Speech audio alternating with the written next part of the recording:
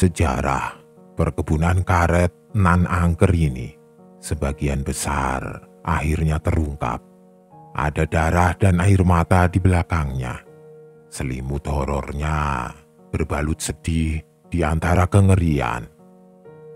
Teman-teman, penikmat cerita-cerita horor di channel Spesial Horor, simak cerita horor dari akun Twitter @beristory berjudul asli prequel RHDBK Rumah Hantu di Perkebunan Karet episode ke-8. Buat kalian, langsung saja selamat menyimak final episode dari prequel ini hanya di sini. Kalau kalian benar-benar berani. Pagi harinya, seisi kampung gempar setelah tersebarnya berita tentang adanya dua pendatang yang sempat terjebak dalam situasi menyeramkan pada malam sebelumnya. Ini peristiwa geger kesekian kali yang terjadi di Sindang Hulu. Sebelumnya, sudah ada beberapa kejadian yang dialami oleh warga, termasuk Yudar. Ramdan dan Ilham adalah orang luar pertama yang merasakan keseraman kejadian itu. Begitulah, desa yang tadinya aman damai tentram, beberapa bulan terakhir berubah jadi seperti desa mati. Penduduknya terkungkung ketakutan dicekam misteri seram yang selalu terjadi belakangan, membuat semuanya tidak berani pergi keluar rumah kalau tidak sangat terpaksa. Nek, semalam ada dua orang tamunya Pak Kades yang melihat hantu jubah itu. Mereka katanya sampai pingsan di musola. Tamunya Pak Kades? Kenapa malam-malam datangnya ya? Katanya sih, mereka sebelumnya sempat kesasar di hutan sebelum akhirnya bisa masuk ke Sindang Hulu. Tuh, makanya kamu jangan dulu keluar malam. Seram sekali. Mereka makin sering menampakkan diri. Yang lebih seram lagi, Nek, katanya mereka melihat keranda yang ada di musola terbang keluar ke jalan, Nek. Kok seram sekali ya? Keranda itu sudah terbang ya? Percakapan membahas tentang peristiwa itu juga terjadi di antara Yudar dan Nenek Sarmi di dalam rumah. Mereka cukup serius membahasnya, sampai Yudar jadi teringat janji yang pernah diucap oleh neneknya. Memang ada apa dengan keranda, Nek? Oh iya, nenek kan janji mau cerita tentang hantu seram itu. Sekarang sepertinya saat yang tepat untuk cerita, Nek. Ayo, Yudar menagih janji di akhir kalimat. Nenek Sarmi menarik nafas panjang. Matanya menerawang jauh kembali ke puluhan tahun sebelumnya. Menembus ruang dan waktu, coba mengingat-ingat lagi sedetail mungkin setiap peristiwa yang terjadi ketika beliau masih muda. Akhirnya, Nenek Sarmi mulai bercerita. Yudar duduk di atas dingklik kecilnya memperhatikan dengan serius. Jadi, seperti yang sudah pernah nenek bilang, kemunculan makhluk-makhluk seram itu bukanlah yang pertama kali. Sebelumnya mereka sudah pernah muncul. Yang bisa nenek ingat, mereka sudah pernah ada 2 kali masa kemunculan. Yang pertama, ketika nenek masih kecil. Yang kedua, ketika bapakmu dulu masih kecil. Kedua masa itu sangat seram. Desa ini sangat mencekam. Hampir sama dengan kali ini. Begitu Nenek Sarmi bilang memulai ceritanya. Lalu, ada apa dengan kerandanya, Nek? Tanya Yudar penasaran. Nanti dulu, keranda punya alasan tersendiri kenapa dia akhirnya muncul. Biarkan nenek melanjutkan ceritanya dulu ya, Nak. Yudar mengangguk-angguk. Lalu Nenek Sarmi melanjutkan ceritanya. Beliau bilang, kemunculan makhluk-makhluk seram ini pertama kali ketika beliau masih kecil. ketika masih berumur 13 tahun. Waktu itu juga sama. Kemunculan mereka membuat warga desa dirundung ketakutan. Tidak ada yang berani untuk keluar berkegiatan malam, suasana jadi seperti desa mati. Sosok-sosok seram, tinggi besar, jubah hitam, bergentayangan. Kemunculannya beberapa kali dilihat oleh penduduk.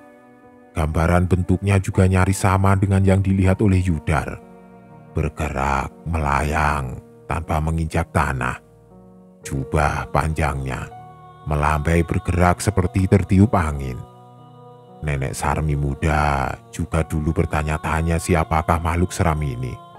Apa maksud dari kemunculan mereka?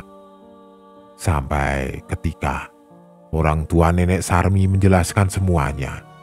Jadi menurut mereka, kalau makhluk-makhluk seram ini sudah muncul, tandanya akan ada bencana besar yang menimpa desa Sindanghulu. Begitu katanya. Kenapa mereka bisa bilang seperti ini? Karena sebelum-sebelumnya makhluk seram ini sudah pernah muncul dan hampir selalu ada bencana yang terjadi di belakangnya. Hampir selalu. Lalu ada apa dengan keranda, Nek?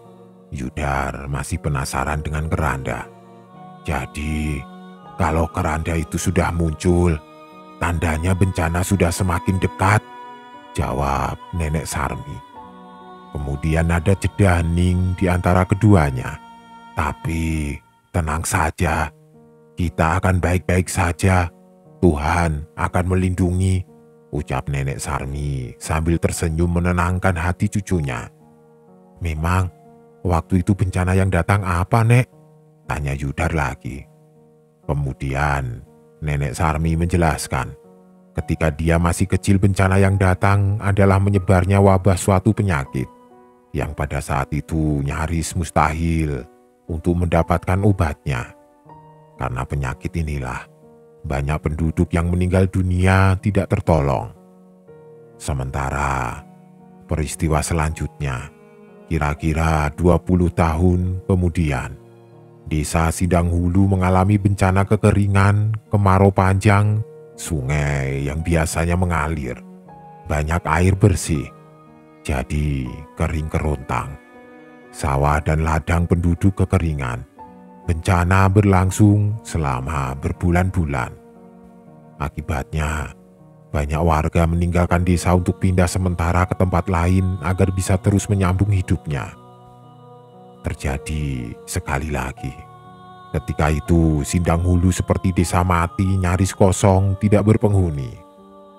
Tapi syukurlah pada dua bencana itu desa ini bisa terselamatkan.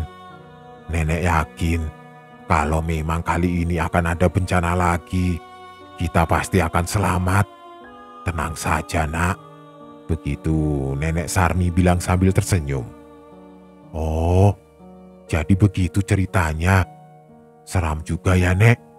Yudar akhirnya tahu semuanya. Perihal tentang kemunculan makhluk-makhluk seram yang sedang bergentayangan di desanya. Lalu, dua orang tamu Pak Paiman itu adalah orang dari perusahaan yang mau menggusur desa ini kah? Tanya Nenek Sarmi kemudian. Iya, Nek, mereka orang-orang dari perusahaan itu, jawab Yudar dengan nada sedih. Di sini, Nenek Sarmi sebenarnya sudah mulai merasakan kalau ada sesuatu tidak mengenakan yang akan terjadi di desanya. Ada perasaan was-was, bercampur sedih yang dirasakan. Tapi beliau sebisa mungkin berusaha untuk tidak menunjukkan semuanya ke Yudar. Dan sepertinya, apa yang Nenek Sarmi bayangkan akan terjadi ke depannya, ternyata akan ada satu peristiwa besar di desa Sindanghulu. Peristiwa mengerikan. Sekitar jam 7 pagi, Ramdan dan Ilham sudah berada di rumah Kades Pak Paiman. Tentu saja mereka diterima dengan baik oleh Pak Paiman, karena juga mereka memang sudah pernah datang sebelumnya. Setelah sudah bercerita tentang peristiwa malam sebelumnya yang mereka alami, Ramdan dan Ilham akhirnya mulai berbicara langsung ke pokok bahasan. Maksud dari kedatangan mereka ke desa ini. "Jadi bagaimana, Pak? Ada perkembangan baguskah?" tanya Ilham membuka percakapan. "Seperti yang sudah saya bilang, akan susah bagi warga sini untuk menjual tanahnya. Dan benar saja, setelah saya adakan pertemuan beberapa hari yang lalu, sebagian besar warga menolak menjual tanahnya," jawab Pak Paiman. "Berarti ada sebagian warga yang mau kan, Pak?" Ramdan bersuara. Begitulah, ternyata Ramdan dan Ilham bekerja di satu perusahaan yang bergerak di bidang perkebunan. Perusahaan ini seringkali mencari lahan subur untuk dijadikan berbagai bentuk perkebunan. Untuk desa Sindang Hulu, perusahaan merencanakan desa ini nantinya akan dijadikan satu perkebunan karet yang luas. Satu alasannya adalah karena ada beberapa hektar pepohonan karet hasil dari peninggalan perusahaan Belanda di satu sudut desa. Pepohonan karet ini masih tumbuh dengan subur. Dan juga ternyata bukan hanya desa Sindang Hulu saja yang dijadikan target untuk digusur, tapi ada 2 desa lainnya juga, yaitu 2 desa di sebelah Sindang Hulu. Tentu saja banyak pertentangan dari warga. Sebagian besar dari mereka menolak penggusuran itu walau dengan ganti rugi yang besar sekalipun. Sangat berat untuk meninggalkan desa ini. Sudah beberapa generasi ke belakang tinggal di sini. Tidak mungkin untuk pindah. Sangat berat. Tanpa disadari atau tidak, pada saat inilah konflik di dalam desa perlahan mulai terjadi. Konflik yang bisa jadi akan berujung bencana besar. Begitulah, kemudian seiring waktu berjalan, karena berbagai macam alasan, satu persatu, mulai ada warga yang akhirnya tergoda untuk menjual dan meninggalkan rumahnya, lalu pindah ke tempat lain. Kebanyakan warga yang pindah ini adalah warga dari desa tetangga. Tentu saja, warga desa Sindang Hulu semakin gundah karena pada akhirnya nyaris seluruh warga dari desa-desa terdekat sudah pindah meninggalkan rumahnya. Mereka semua pindah di tempat baru. Sampai pada suatu saat, hanya tinggal desa Sindang Hulu saja yang masih berdiri di tengah kepungan wilayah yang sebentar lagi akan dijadikan perkebunan karet. Setelah Ramdan dan Ilham, berikutnya seringkali perwakilan lain dari perusahaan perkebunan datang bernegosiasi. Seringkali juga Pak Paiman sendiri menemui mereka langsung. Kadang pula ditemani oleh banyak warga desa. Tapi tetap saja, pertemuan-pertemuan itu tidak menghasilkan kesepakatan. Warga desa bersikukuh tidak mau menerima tawaran mereka. Alih-alih mendapatkan kesepakatan, malah hubungan kedua belah pihak jadi makin meruncing, berujung dipenuhi rasa kebencian. Selang berbulan-bulan kemudian, perusahaan perkebunan sudah mulai kehilangan kesabaran. Mereka mulai coba menggunakan cara-cara jahat, memaksa penduduk untuk pindah. Salah satu caranya dengan menyewa dan membayar banyak preman untuk menakut-nakuti dan mengintimidasi warga. Seiring berjalannya waktu, intimidasi ini mulai membuahkan hasil. Sebagian warga mulai menerima penawaran, lalu menjual tanah dan rumahnya, kemudian pergi meninggalkan desa. Namun, walaupun begitu, masih ada sebagian warga yang terus bersikeras untuk bertahan, mati-matian mempertahankan tempat tinggal yang sudah mereka huni puluhan tahun. Saat inilah mulai terjadi teror mengerikan. Satu persatu warga yang melakukan perlawanan menghilang tanpa kabar. Menurut cerita yang beredar, Warga yang hilang itu diculik dan dibunuh para preman bayaran. Mayatnya dikubur di sekitaran hutan yang letaknya di pinggiran desa. Tidak memakan waktu lama untuk berita ini tersebar, membuat sebagian besar warga tersulut emosinya. Walaupun ada pula yang malah jadi makin ketakutan. Tersebutlah dua warga yang bernama Supri dan Mariono. Mereka termasuk warga paling vokal menyuarakan perlawanan. Pada suatu hari, mereka mengumpulkan warga tersisa yang masih ingin bertahan di balai desa. Di antara puluhan warga itu, ternyata ada Yudar juga. Dia ikut hadir tanpa sepengetahuan neneknya. Yudar akhirnya termasuk orang-orang yang kukuh dengan pendirian untuk tetap tinggal di desa ini. Supri dan Mariono mengajak warga untuk melakukan perlawanan. Berapi-api mereka membakar semangat warga yang sudah terkumpul ini menyuarakan untuk melakukan perlawanan sampai titik darah penghabisan. Suasana desa yang sudah mencekam jadi makin mencekam lagi. Warga tersisa sudah terbakar emosi.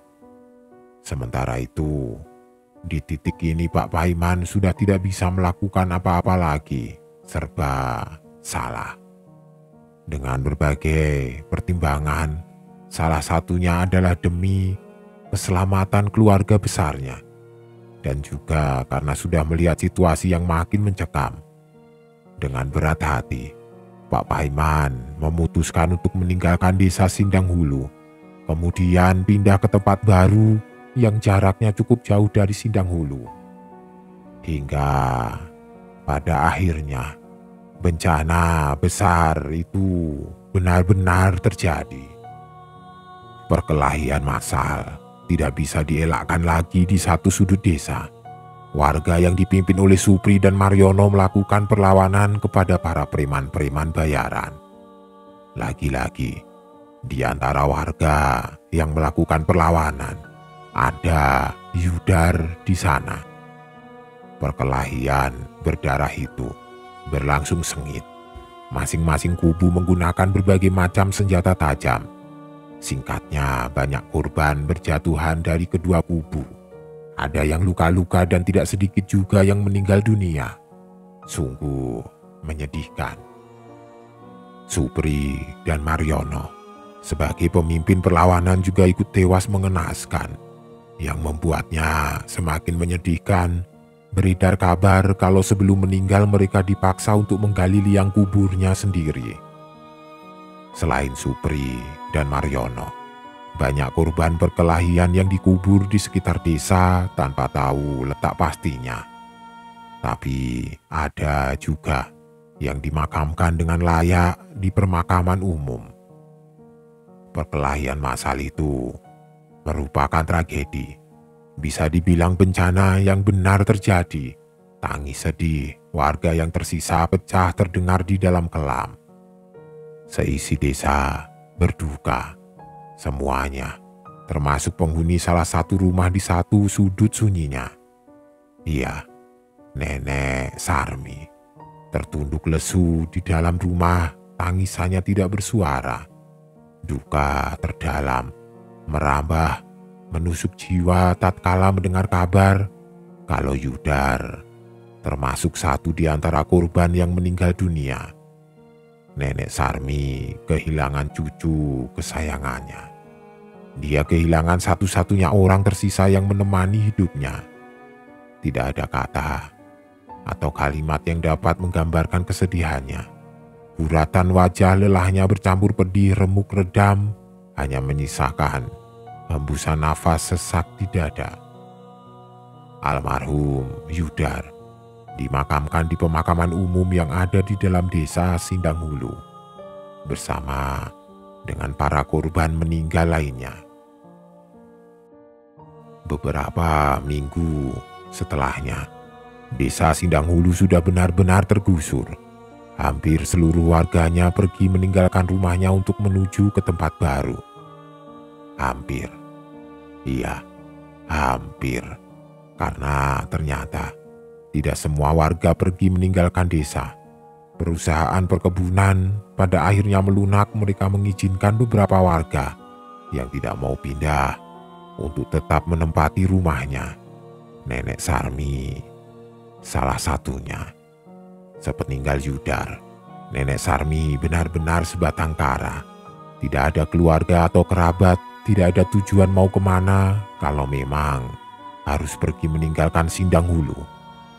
Makanya Nenek Sarmi memutuskan untuk tidak pergi bersama dengan sebagian kecil penduduk lain. Kebetulan juga makam Yudar yang berada di pemakaman desa tidak ikut dipindahkan ke pemakaman baru. Entah apa sebabnya.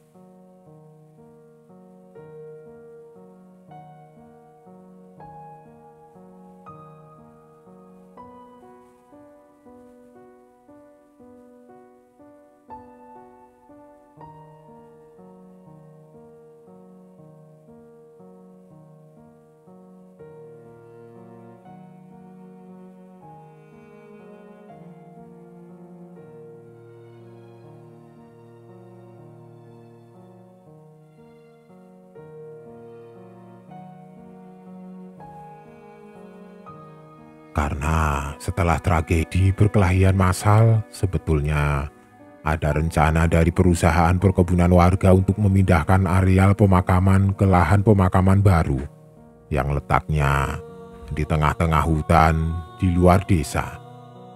Namun, seiring berjalannya waktu, proses pemindahan itu tidak selesai. Hanya sebagian makam saja yang dipindahkan, sementara yang lain ditinggalkan. Entah apa sebabnya. Tapi proses pemindahan makam itu menjadi sebuah cerita yang masih akan terdengar di puluhan tahun ke depannya. Cukup banyak kuburan di pemakaman umum desa Sindanghulu yang dipindahkan ke tempat baru. Awalnya, karena tidak mau membangun perkebunan karet di atas lahan pemakaman, perusahaan mengejar target untuk memindahkan seluruh makam secepatnya. Maka dari itulah, mereka melaksanakan pemindahan kuburan ke tempat baru secara maraton. Mulai dari pagi, sampai terkadang hingga tengah malam. Dalam masa itu, rombongan orang berbaris keluar masuk desa, membawa keranda mayat jadi pemandangan biasa. Tapi, ya itu tadi. Pada akhirnya tidak semua makam dipindahkan. Entah apa sebabnya, perusahaan memutuskan untuk menghentikan kegiatan itu. Proses pemindahan makam menghasilkan cerita turun-temurun. Pada masa-masa berikutnya, penampakan-penampakan seram serombongan orang-orang membawa keranda mayat masih sering kali terlihat. Tengah malam, menembus hutan dan perkebunan. Kembali ke Nenek Sarmi. Hidup terus berlanjut. Nenek Sarmi berusaha untuk menjalaninya. Dengan semangat yang nyaris di titik nol, beliau bertahan hidup seadanya, semampunya. Kegiatan sehari-hari terus ia lakukan, termasuk untuk mengunjungi makam Yudar. Ia, di sisa hidupnya, setiap hari sebelum dan sesudah mencari kayu bakar, Nenek Sarmi selalu mendatangi makam Yudar, cucu kesayangannya ini. Dengan sapu lidi yang selalu ia bawa, beliau membersihkan makam Yudar. Selalu, setiap hari Nenek Sarmi datang untuk membersihkan, menyapu makam Yudar dengan sapu lidi. Srek, srek, srek, suara sapuan sapu lidi selalu terdengar memecah sunyinya desa ketika Nenek Sarmi sudah ada di pemakaman. Srek, srek, srek. Hal itu terus berlanjut hingga beberapa waktu ke depan. Hingga sekitar 2 tahun kemudian, Nenek Sarmi jatuh sakit. Sakit yang tidak tertolong lagi. 2 tahun setelah kematian Yudar, akhirnya Nenek Sarmi meninggal dunia. Semakin kelam dan sepi saja desa Sindanghulu.